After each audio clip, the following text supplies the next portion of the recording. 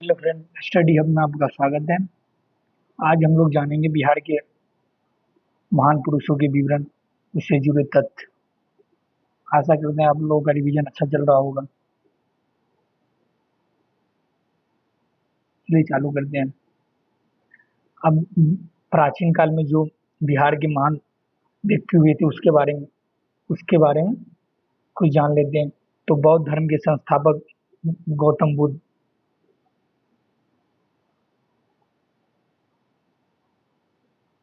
बड़ा कर लेते हैं इसको इसी में। बौद्ध धर्म के संस्थापक गौतम बुद्ध थे, ये तो अपन लोग को पता है। ठीक, इनका जन्म 563 ईसा पूर्व में हुआ था। शाक्य कुल में क्षत्रिय क्षत्रिय थे। ज्ञान प्राप्ति बोध गया में निरंजना नदी के तट पे हुआ था, जिसे उस टाइम में फाल्गु नदी कहा जाता था। यहाँ बोधि वृक्ष पीपल के नीचे उसे ज्ञान की प्राप्ति हुई थी। और 483 ईस्वी में कुशीनगर में महा महापरिनिर्वाण मतलब मृत्यु हो, हो गई थी, 483 ईसा पूर्व में। और उन्होंने मध्यम मार्ग का प्रतिपादन किया। और इसके ज़्यादा डिटेल क्विक रिवीजन में बताएं तो वहाँ जाके आप देख सकते हो वो वीडियो। महावीर स्वामी के बारे में जाने तो महावीर स्वामी का जन्म 540 ईसा पूर्व वैशाली के कुंडग्राम में हुआ था। इसका संबंध ज्ञात्री कुल से थे। और ये जैन जैन धर्म के 24वें तीर्थंकर और अंतिम तीर्थंकर थे। 12 वर्षों के कठोर तपस्या के पश्चात जाम्बरिक ग्राम के रिजुपालिका नदी के तट पे साल वृक्ष के नीचे महात्मा बुद्ध को पीपल वृक्ष के नीचे और महावीर स्वामी को साल वृक्ष के नीचे कैवल्य या ज्ञान की प्राप्ति हुई थी। 468 ईसा पूर्व में पावापुरी में उसे मोक्ष की प्राप्ति हुई, मतलब मृत्यु हो गई। 468 ईसा पूर्व में महावीर स्वामी, 483 ईसा पूर्व में महात्मा बुद्ध। और ये इसके देखो तो 42 वर्ष में जाके महावीर स्वामी को ज्ञान की प्राप्ति हुई। और इसे 35वें वर्ष में महात्मा बुद्ध को। चंद्रगुप्त मौर्य के बारे में देखिए तो चाणक्य की सहायता से नंद वंश को समाप्त किया, धनानंद को मारकर। और चंद्रगुप्त मौर्य ने मौर्य वंश की स्थापना 321 ईसा पूर्व में किया। ये प्रथम बार भारत की विशाल साम्राज्य को संगठित रूप प्रदान किया, पहली बार। और ये केंद्रीय और इसकी शासन व्यवस्था ना चंद्रगुप्त मौर्य की केंद्रीकृत थी। चाणक्य के बारे में देखिए तो ये चंद्रगुप्त मौर्य के राजनीतिक रूप प्रधानमंत्री प्रधानमंत्री के रूप में चंद्रगुप्त के मौर्य के दरबार में रहते थे। और उन्होंने राजनीतिक प्रशासनिक विषय पर आधारित अर्थशास्त्र की रचना की। तो अगर पूछे अर्थशास्त्र की रचना की विषय क्या है तो राजनीतिक और प्रशासनिक है, न कि क्रय विक्रय। ठीक, न कि व्यापार वाणिज्य से, इस सबसे संबंधित इसका नहीं, राजनीतिक और प्रशासनिक विषय है। अशोक के बारे में तो मौर्य वंश के सबसे महान शासक अशोक, जो चंद्रगुप्त मौर्य के पौत्र एवं बिंदुसार का पुत्र था।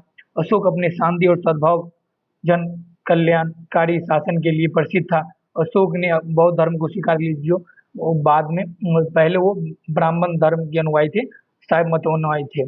ठीक, बाद में ये बौद्ध धर्म को स्वीकार किया। बौद्ध धर्म के प्रसार के लिए अशोक ने स्तंभ और शिलालेखों का प्रयोग किया, जो अपन लोग डिटेल में पढ़े हैं। आप रेगुलर क्लास में भी पढ़े होंगे, प्लस में क्विक रिवीजन में भी बताए हैं। ठीक, आर्यभट्ट के बारे में जाने तो आर्यभट्ट गुप्त काल के प्रसिद्ध गणितज्ञ और खगोल शास्त्री थे। उन्होंने बीज गणित की प्रारंभिक आधारशिला रखी। बीज गणित की प्रारंभिक आधारशिला किसने रखी तो आर्यभट्ट ने रखी। इन्होंने आर्यभट्टियम एवं आर्य सिद्धांत की रचना की। उन्होंने दशमलव और शून्य का आविष्कार किया। एकदम फैक्चुअल इन्फॉर्मेशन, ये मतलब ऐसे क्वेश्चन आते हैं ना फैक्चुअल इन्फॉर्मेशन, इसमें पता है तो आप सही करके ले जाएंगे, नहीं पता है तो आप अनुमान भी नहीं लगा सकते कि इसका आंसर ये हो सकता है, अगर ना पता हो तो।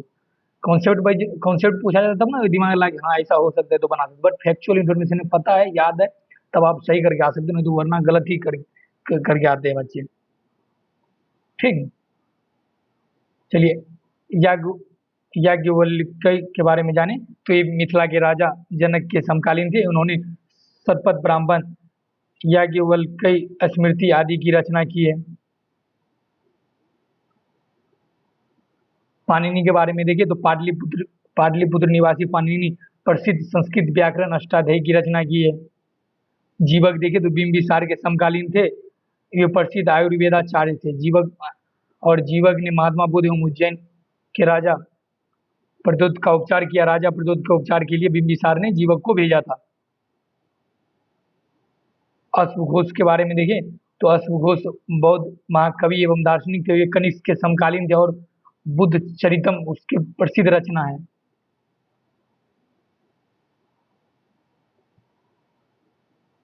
बाणभट्ट हर्षवर्धन के समकालीन थे। उन्होंने हर्षचरित और कादम्बरी की रचना की। कादम्बरी विश्व का सबसे प्रसिद्ध प्राचीन उपन्यास है जिसकी रचना बाणभट्ट ने की।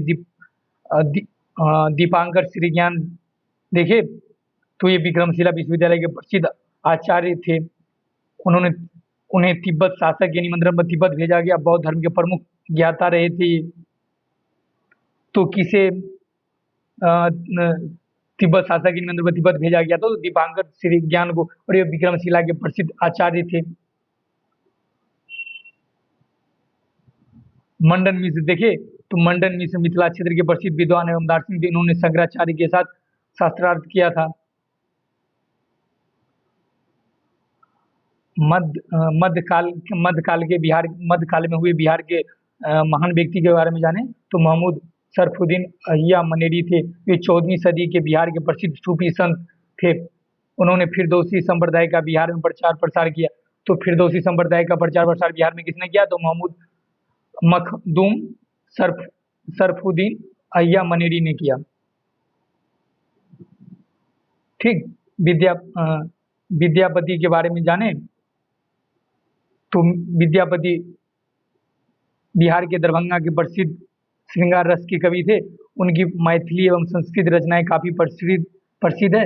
उनकी प्रमुख संस्कृत रचनाओं में देखें तो पुराण, ग्रह, विभासार, सागर, गंगा काव्यावली प्रमुख है और उन्हें मैथिली कवि कोकिल कहा जाता है।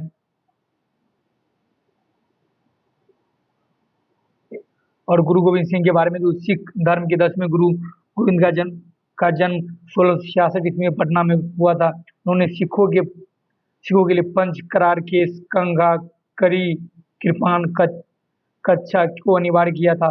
और 1708 ईस्वी में नादेर में एक अफगानी द्वारा उनकी हत्या कर दी गई।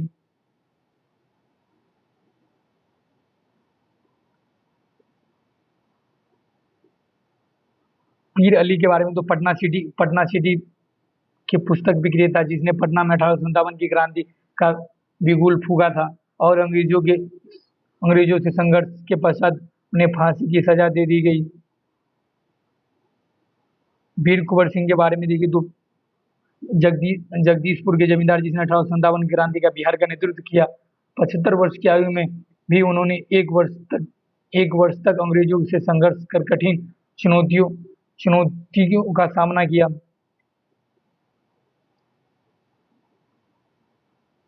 और वो देखे तो 80 साल की उम्र में भी उन्होंने काफी समय तक बिहार उत्तर प्रदेश के कई इलाकों में अंग्रेजों के सत्ता का प्रभावहीन बनाए रखा।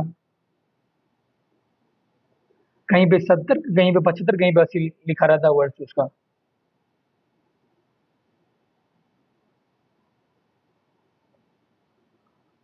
स्वामी डॉक्टर सच्चिदानंद सिन्हा के बारे में देखिए तो पृथक बिहार निर्माता के रूप में इन्हें जाना जाता है। तो पृथक बिहार निर्माता के रूप में किसे जाना जाता है? डॉक्टर सच्चिदानंद सिन्हा को जाना जाता है। और ये संविधान के प्रथम अस्थायी अध्यक्ष के रूप में भी जाने जाते हैं। और बिहार में इसने बिहार में पत्रकारिता का शुरुआत करने का श्रेय भी सच्चिदानंद सिन्हा को जाता है। पत्रकारिता की शुरुआत करने का श्रेय।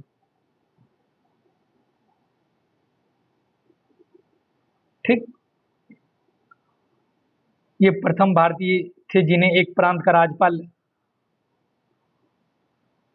और हाउस ऑफ लॉर्ड्स का सदस्य बनने का गौरव हासिल था। और प्रीवी काउंसिल का सदस्य भी थे वो, डॉक्टर सच्चिदानंद सिन्हा। तो जो बोल रहे हैं वो पढ़े होंगे आप लोग, नहीं तो अगर नहीं याद है तो तुरंत नोट डाउन कर सकते हैं। और सच्चिदानंद सिन्हा देखे तो 1910 ईस्वी में चुनाव की विजय के उपरांत केंद्रीय विधान परिषद के प्रतिनिधि के सदस्य के रूप में चुने गए।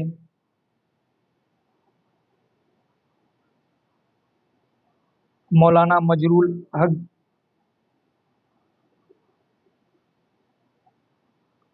मौलाना मजरूल हक के बाद बिहार के मुस्लिम स्वतंत्रता सेनानियों में सबसे अग्रणी थे। उन्होंने असहयोग और खिलाफत आंदोलन में सक्रिय भूमिका निभाई। उन्होंने पटना में 1920 में सदाकत आश्रम की स्थापना की। गांधी जी उन्हें देश भूषण कहते थे। तो गांधी जी देश भूषण किसे कहते थे? तो मौलाना मजरूल हक को कहते थे। और सदाकत आश्रम की स्थापना पटना में किसने किया था? तो मजरूल हक ने किया था। ठीक। डॉक्टर राजेंद्र प्रसाद के स्वतंत्र भारत के प्रथम राष्ट्रपति थे। और उनका जन्म 3 दिसंबर 1884 ईस्वी में सिवान के जीरेदई में हुआ था।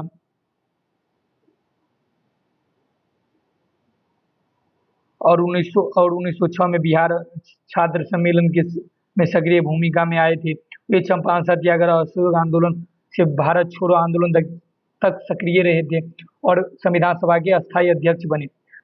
भारत के संविधान सभा के अस्थायी अध्यक्ष डॉक्टर राजेंद्र प्रसाद और अस्थायी अध्यक्ष डॉक्टर सच्चिदानंद सिन्हा। ठीक। और 1900 और राजेंद्र प्रसाद स्वतंत्रता संग्राम के 1900 स्वतंत्रता संग्राम के निरंतर सक्रिय रहने रहने रहने से एक और इससे तात्पर्य ये जुड़ जाता है कि 1919 ईस्वी में रौलट एक्ट के विरुद्ध सत्याग्रह को लेकर भारत छोड़ो आंदोलन में सक्रिय भूमिका इसमें भी निभाई थी।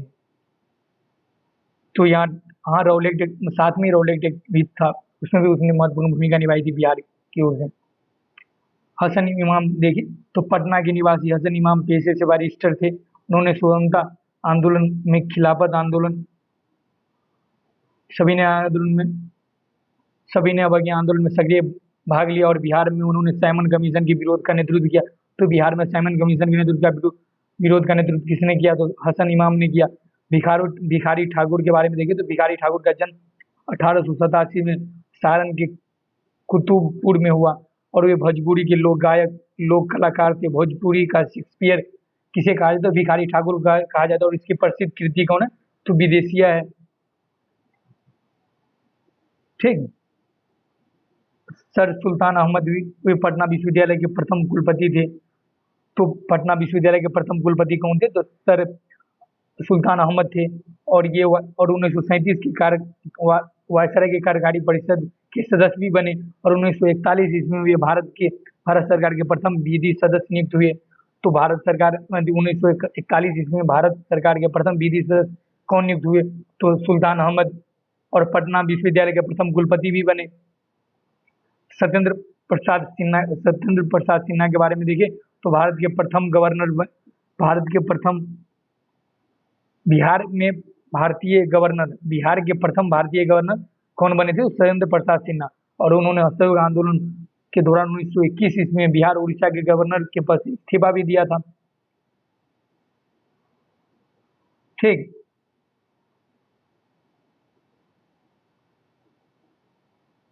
और राजकुमार शुक्ल के बारे में देखें तो चंपारण सत्याग्रह के कारण ही राजकुमार शुक्ल की प्रसिद्धि मिली, क्योंकि तीन गठिया व्यवस्था के विरुद्ध उसने सारी समस्याओं को अवगत कराने गांधी जी से मिले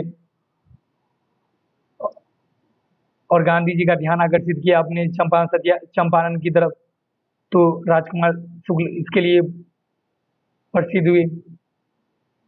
मोहम्मद यूनिस देखे तो 1937 के चुनाव के पश्चात बिहार के प्रथम प्रधानमंत्री, जो उस टाइम मुख्यमंत्री को उस टाइम प्रधानमंत्री कहा जाता था, पद ग्रहण किया था। इसके जस्ट बाद जब कांग्रेस की सहमति बनी कि मंत्रिमंडल का गठन होगा, मुख्यमंत्री मंत्रिमंडल का, तो उस कांग्रेस की तरफ से श्री कृष्ण सिंह बिहार के प्रथम मुख्यमंत्री बने।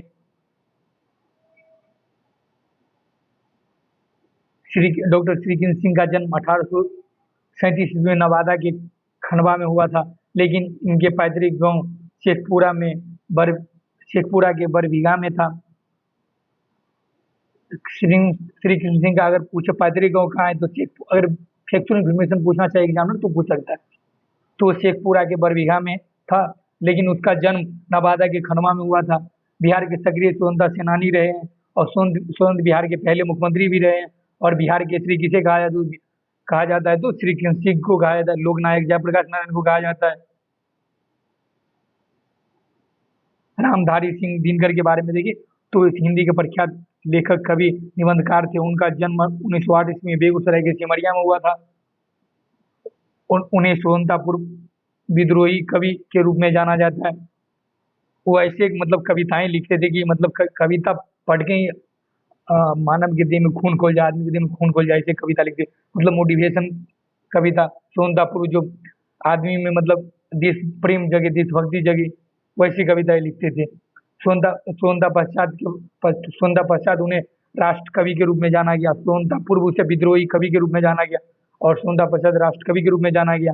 इसके प्रमुख रचनाएं देखें तो कुरुक्षेत्र हुआ, उर्वशी हुआ, हुंकार हुआ, रेणुका हुआ, रसवंती आदि। फनेश्वर नाथ रेणु के बारे में भी देखे तो इनका जन्म 1921 ईस्वी में अररिया जिले के फारबिसगंज के ओराही गांव में हुआ था। हिंदी उपन्यास में उन्हें आंचलिक लेखक के रूप में जाना जाता है।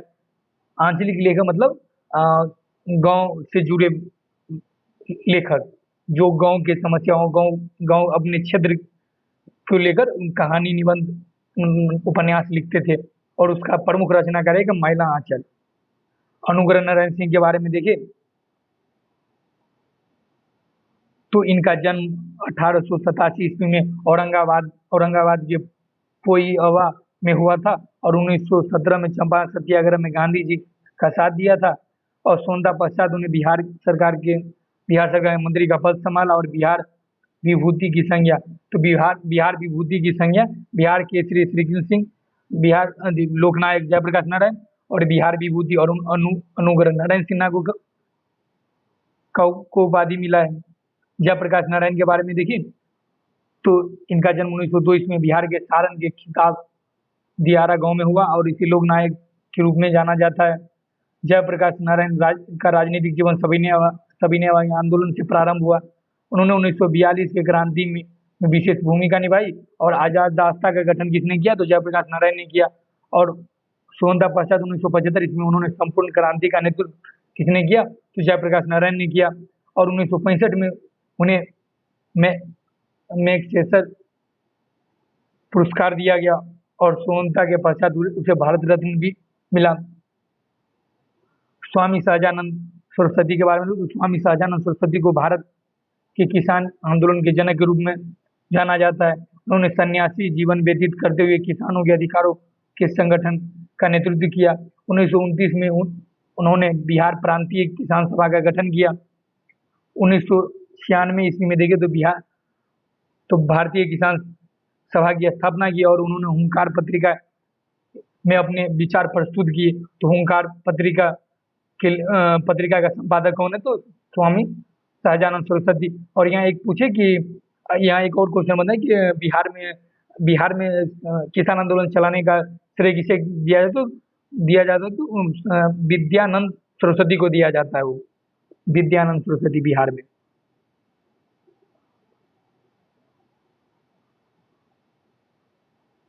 विद्यानंद सरस्वती को दिया जाता है। कर्पूरी ठाकुर के बारे में देखिए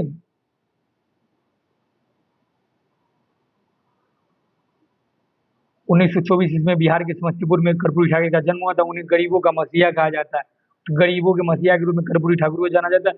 स्वतंत्रता पश्चात वे बिहार के दूसरे उप मुख्यमंत्री बने। बाद में 1970 ईस्वी में बिहार के मुख्यमंत्री बने। इन्होंने बिहार में इंग्लिश सब्जेक्ट को पासिंग मार्क किया, मतलब अच्छा पास कर दे, मतलब ऑप्शनल कर दिया कि उसे फाइनल मार्क में नहीं जोड़ा जाएगा। कर्पूरी ठाकुर के समय ये हुआ था।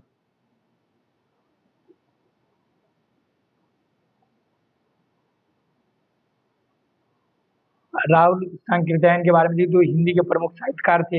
इनका मूल नाम देखें तो केदारनाथ पांडे था। उनका जन्म देखें तो 1893 में उत्तर प्रदेश के आजमगढ़ में हुआ था। उनके ज्ञान के भंडार के लिए उन्हें महापंडित की उपाधि मिली थी।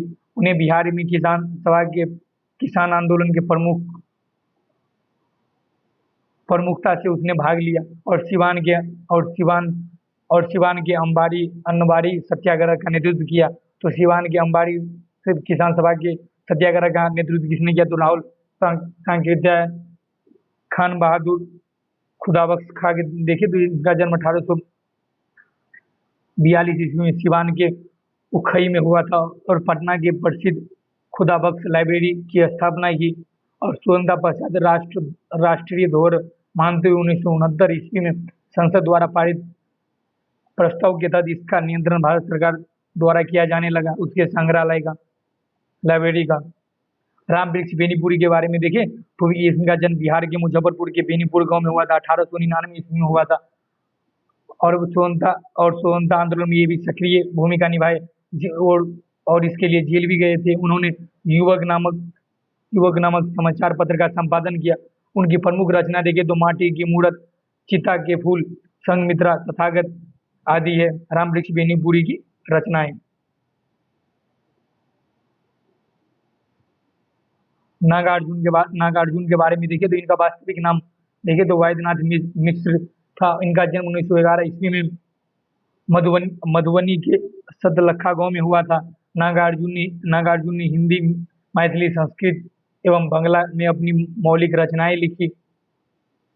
उनकी रचनाएं देखें तो युगधरा, प्यासी पथराई आंखें, बलचनमा, सदरंगे पंखों वाली, तालाब की मछली आदि इनकी रचनाएं हैं नागार्जुन की। बिस्मिल्लाह खां के बारे में देखिए तो इनका जन्म 1916 ईस्वी में बक्सर के डुमराव गांव में हुआ था और शहनाई वादक के लिए विश्व प्रसिद्ध थे, भारत प्रसिद्ध में विश्व प्रसिद्ध थे। और उन्होंने प्रथम स्वतंत्रता दिवस 15 अगस्त 1947 पर लाल किले पर शहनाई वादन किया था और 2001 में उन्हें भारत रत्न से सम्मानित भी किया गया था। और क्या कहते हैं, जगजीवन राम के बारे में कुछ जान लेते हैं। जगजीवन राम के बारे में जान लेते हैं।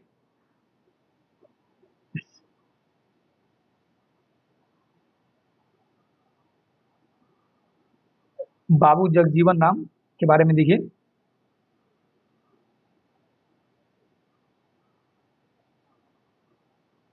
जगजीवन राम के बारे में देखिए तो भारत के प्रथम दलित उप प्रधानमंत्री बने थे। प्रथम दलित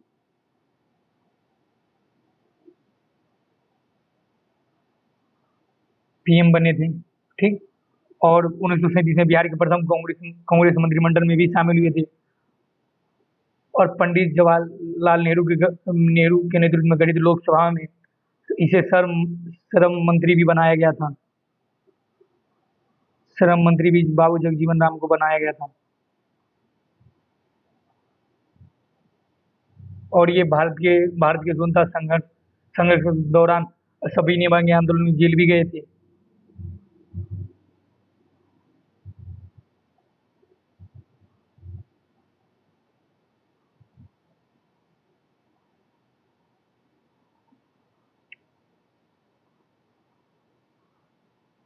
विद्यापति के बारे में जान लेते हैं।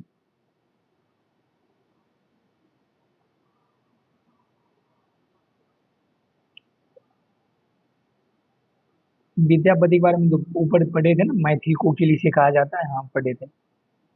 विद्यापति मूलतः दरबारी और सिंगारी कवि थे।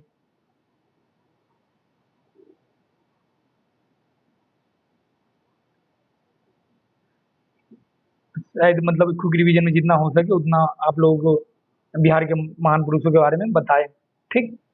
चलिए, आशा करते हैं अच्छा लगा होगा और अच्छा लग रहा है। और वीडियो तो कमेंट में बताइए जो भी प्रॉब्लम हो रही है, तो उसका सोल्यूशन अगले वीडियो में बताया जाएगा। चलिए, धन्यवाद।